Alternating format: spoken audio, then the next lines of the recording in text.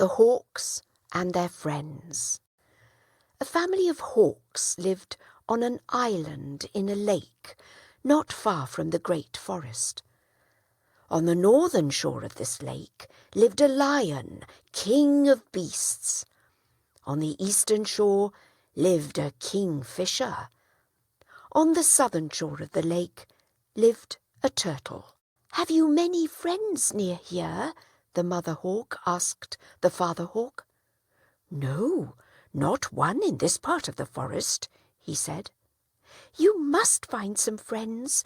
We must have someone who can help us if ever we are in danger or in trouble," said the mother hawk. "With whom shall I make friends?" asked the father hawk. "With the kingfisher who lives on the eastern shore, and with the lion on the north," said the mother hawk, "and with the turtle who lives on the southern shore of this lake."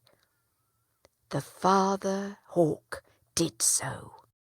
One day men hunted in the great forest from morning until night, but found nothing.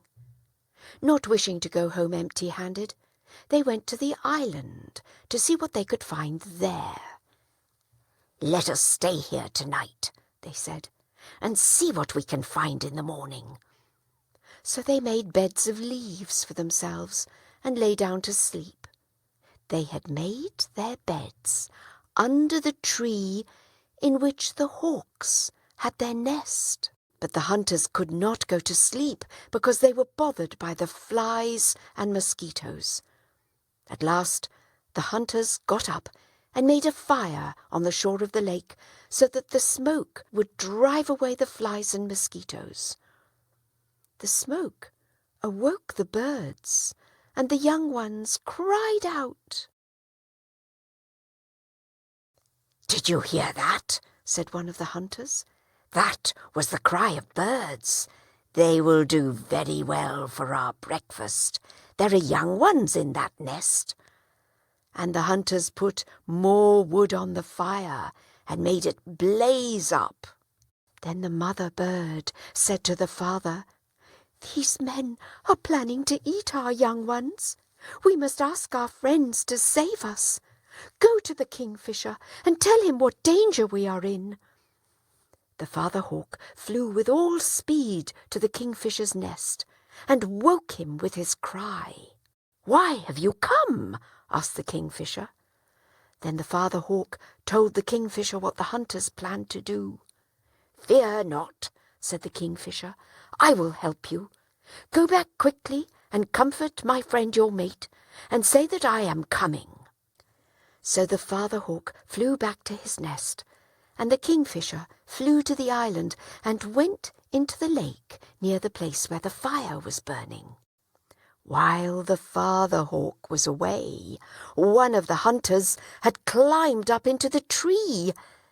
Just as he neared the nest, the kingfisher, beating the water with his wings, sprinkled water on the fire and put it out. Down came the hunter to make another fire.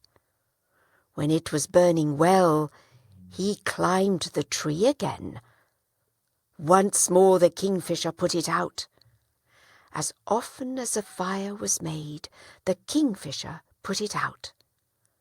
Midnight came, and the kingfisher was now very tired. The mother hawk noticed this and said to her mate, "The kingfisher is tired out. Go and ask the turtle to help us so that the kingfisher may have a rest." The father hawk flew down and said, "Rest a while, friend kingfisher. I will go and get the turtle." So the father hawk flew to the southern shore and wakened the turtle. "What is your errand, friend?" asked the turtle. "Danger has come to us," said the father hawk, and he told the turtle about the hunters. "The kingfisher has been working for hours, and now he is very tired. That is why I have come to you." The turtle said, "I will help you at once." Then the turtle went to the island where the hawks lived. He dived into the water, collected some mud, and put out the fire with it. Then He lay still. The hunters cried, "Why should we bother to get the young hawks? Let us kill this turtle. He will make a fine breakfast for all of us.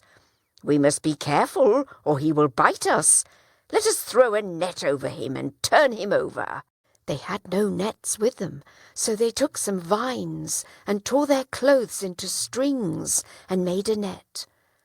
But when they had put the net all over the turtle, they could not roll him over.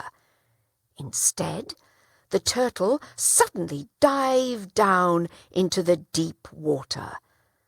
The men were so eager to get him that they did not let go of the net, so down they went into the water. As they came out, they said, "Half the night a kingfisher kept putting out our fires. Now we have torn our clothes and got all wet trying to get this turtle.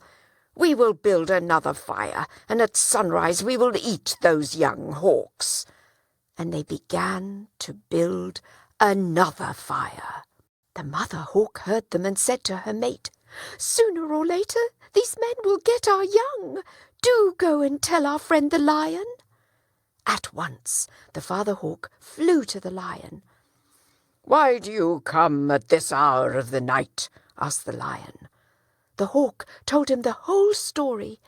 The lion said, "I will come at once. You go back and comfort your mate and the young ones." Soon the lion came roaring. When the hunters heard the lion's roar, they cried, "Now we shall all be killed!" And away they ran as fast as they could go. When the lion came to the foot of the tree, not one of the hunters was to be seen. Then the kingfisher and the turtle came up, and the hawk said, "You have saved us. Friends in need are friends indeed."